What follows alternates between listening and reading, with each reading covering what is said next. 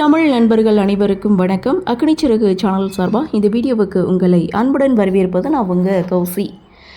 கெட்டிமெலன் சீரியலுடைய இன்றைக்கி எபிசோடுக்கான ரிவ்யூ என்ன அப்படின்றத பார்க்கலாம். எபிசோடை பொறுத்த வரைக்கும் அஞ்சலி, முருகன் இவங்க 2 பேரும் சேர்ந்து மகேஷ்க்கு ஊசியை போட்டு ஹாஸ்பிட்டலுக்கு கூட்டிகிட்டு போகிறாங்க.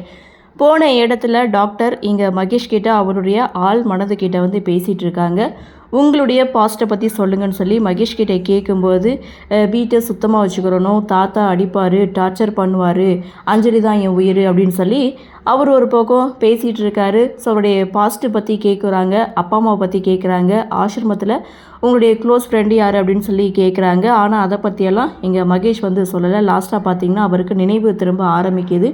இதுக்கு மேலே இவரை இங்கே வச்சுருக்கக்கூடாது, உடனே கூட்டிகிட்டு போங்க அப்படின்னு சொல்லும்போது அஞ்சலி இல்லை இன்னும் கொஞ்சம் கேளுங்க, அவர் உண்மையை சொல்லிடுவாருன்னு டாக்டர்கிட்ட சொல்ல புரிஞ்சுக்குங்க, தயவு செய்து இங்கேருந்து கூட்டிகிட்டு கிளம்புங்கன்னு சொன்ன அடுத்த செகண்ட் மகேஷை கூட்டிகிட்டு நேராக அஞ்சலி, முருகன் இவங்க 2 பேரும் காஃபி ஷாப்புக்கே போகிறாங்க. ஸோ போய் அங்கே உட்காந்துட்ருக்காங்க. அஞ்சலி, முருகன் இவங்க 2 பேரும் எதுவுமே தெரியாத மாதிரி சைலண்ட்டாக உட்காந்துட்ருக்காங்க. மயக்கம் தெளிஞ்ச மகேஷ் தனக்கு என்னாச்சுன்னு சொல்லி கேட்க, என்னாச்சு, தலைவலிக்குதுன்னு சொன்னீங்க, அப்புறம் நீங்கள் அப்செட் ஆகிட்டீங்க, அவ்வளோதான் நடந்துச்சு அப்படின்னு சொல்லி, சரி நான் ஆர்டர் பண்ண காஃபி எங்கன்னு சொல்லி மகேஷ் கேட்க, நீங்கள் இன்னும் ஆர்டர் பண்ணவே இல்லையேன்னு அஞ்சலி சமாளிக்கிறாங்க. இல்லை எனக்கு ஏதோ மயக்கம் வந்த மாதிரி இருக்குது, சரி டயர்டாக இருக்குது, வீட்டுக்கு கிளம்பலாம் அப்படின்னு சொல்லிட்டு அப்படியே வீட்டுக்கு கிளம்பிட்டாங்க. மகேஷை வீட்டில் தூங்க வச்சுட்டு அஞ்சலி, முருகன் இவங்க 2 பேரும் டாக்டரை மீட் பண்ணுறாங்க.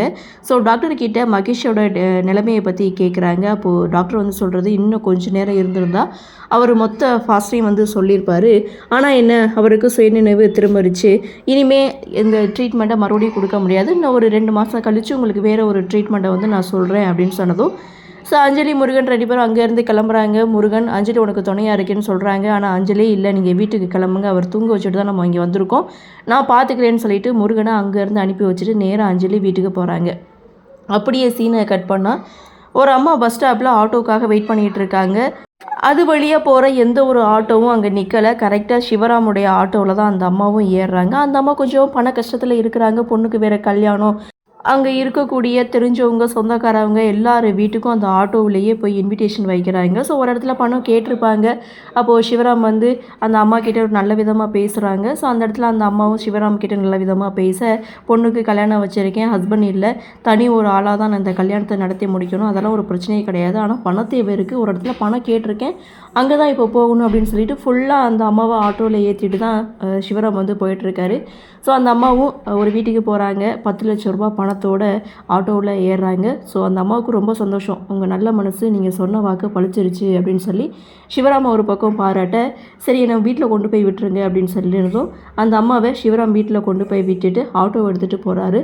அந்த அம்மா கேட்டு கிட்ட கூட போகலை, பையை ஓப்பன் பண்ணி பார்க்குறாங்க, பணப்பையை காணும். அடுத்த செகண்ட் சிவராம் ஆட்டோ பின்னாடியே ஓடி வராங்க. ஆனால் சிவராம் அதை கவனிக்க மாட்டார். ஐயோ என் பணம் போச்சே அப்படின்னு சொல்லிட்டு அந்த அம்மா ஒரு பக்கம் கதற, இன்னொரு பக்கம் ஒரு டீ கடைக்கிட்ட ஆட்டோவை நிறுத்திட்டு சிவராம் டீ குடிச்சிட்டு இருக்காரு.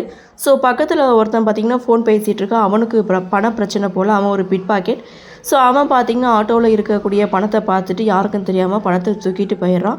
அந்த ஆட்டோவில் பணம் இருந்தது சிவராமுக்கு தெரியவே தெரியாது. ஸோ அடுத்த சவாரியை ஏற்றிட்டு சிவராம் ஆட்டோவில் வந்துட்டு இருக்கும்போது போலீஸ் அவரை மடக்கி பிடிச்சி பணம் எங்கடான்னு சொல்லி விசாரிக்கிறாங்க. நான் எந்த பணத்தையும் எடுக்கலை, என்ன சார் ஒன்றுமே புரியலைன்னு சிவராம் ஒரு பக்கம் சொல்லும்போது, இங்கே வச்சு இப்படி கேட்டாலும் நீ சொல்ல மாட்டேன், ஆட்டோ எடுத்து ஸ்டேஷனுக்கு வா அப்படின்னு சொல்லி சிவராமனை ஸ்டேஷனுக்கு கூட்டிகிட்டு போகிறாங்க. அந்த அம்மா ஒரு பக்கம் கதறி அழுதுட்டு இருக்காங்க, என் பொண்ணுக்கு கல்யாணம் வச்சுருக்கேன், உங்களுக்கு நல்லா தெரியும், நான் கஷ்டப்படுறேன், அந்த 10 லட்சம் ரூபா பணத்தை எப்படியாவது தங்கிட்ட கொடுத்துருங்கன்னு அந்த அம்மா சிவராமை பார்த்தால, எனக்கு 2 பொண்ணுங்க இருக்குது, நான் இப்படி பண்ணலாம் மாட்டேன் அப்படின்னு அவரும் ஒரு பக்கம் சொல்ல, இதை போலீஸ் நம்பவே இல்லை, உன் வீட்டில் இருக்கவங்க யாருக்காவது கால் பண்ணி வர சொல்லு அப்படின்னு சொல்ல சிவராம் பயப்படுறாரு. ஏன்னா அவர் ஆட்டோ ஓட்டுறது வீட்டில் இருக்கவங்க யாருக்குமே தெரியாது. ஸோ ஒருவேளை தெரிஞ்சிடுமோ அப்படின்ற பயத்தில் வேணாம் அப்படின்னு சிவராம் மறுக்க, இல்லை உன் வீட்டில் இருக்கவங்க யாரையாவது இங்கே ஸ்டேஷனுக்கு வர சொல்லுன்னு இங்கே சிவராமை பிடிச்சி டார்ச்சர் பண்ணிகிட்டு இருக்காங்க. இன்னொரு பக்கம் லக்ஷ்மி, துளசி இவங்க 2 பேரும் கோவிலுக்கு போயிருக்காங்க. கூடவே நம்ம தியா பாப்பாவும் இருக்காங்க. லக்ஷ்மி துளசியை நினச்சி ரொம்ப பெருமைப்படுறாங்க. ஏன்னா இது நாள் வரைக்கும் பயந்துகிட்டே இருந்த துளசி இன்னைக்கு கம்பீரமாக எழுந்து நின்னாங்க இல்லையா? ஸோ அதை நினச்சி லக்ஷ்மி ரொம்ப பெருமைப்படுறாங்க. அப்போது தன்னுடைய பொண்ணுக்காக இந்தளவுக்கு இறங்கி அப்படின்ற மாதிரி லக்ஷ்மி அந்த இடத்துல துளசிக்கிட்ட கேட்கும்போது அங்கே என்ன நடந்தது, உனக்கு எப்படி இப்படிலாம் பேச தோணுச்சுன்னு துளசிக்கிட்ட கேட்டுட்டு இருக்காங்க. அப்போ தான் தியா குட்டி அங்கே நடந்த எல்லா விஷயத்தையும் குட்டி குட்டி ஃப்ளாஷ்பேக் சீனாக லக்ஷ்மி கிட்டே எடுத்து சொல்கிறாங்க. லக்ஷ்மி தான் பொண்ணை நினச்சி ரொம்பவே சந்தோஷப்படுறாங்க. 8th எபிசோட முடிச்சிருக்காங்க. ஒரு பக்கம் சிவராமனை அரெஸ்ட் பண்ணி போலீஸ் கூட்டிகிட்டு போயிட்டாங்க. ஸோ அடுத்து ஒட்டுமொத்த குடும்பத்துக்கும் சிவராம் வந்து ஆட்டோ தான் ஓட்டுறாரு அப்படின்ற உண்மை தெரிய வரப்போகுது. இன்னொரு பக்கம் அஞ்சலி மகேஷுக்கு ஊசி போட்டு கடந்த கால வாழ்க்கையை தெரிஞ்சுக்கலாம் அப்படின்னு பார்த்தா ஸோ ஃபஸ்ட்டு அட்டம்ப்டில் கொஞ்சம் ஃபெயில் ஆகுறாங்க. அடுத்து என்ன நடக்கும் அப்படின்ற ஒரு எதிர்பார்ப்போட எபிசோடை கொண்டு வந்திருக்காங்க. சரி, என்ன நடக்குது, என்ன மாதிரியான சுவாரஸ்யத்தோடு கதைக்கள நகர்வை கொண்டு வராங்க அப்படின்றத நாமளும் பொறுத்திருந்து பார்க்கலாம்.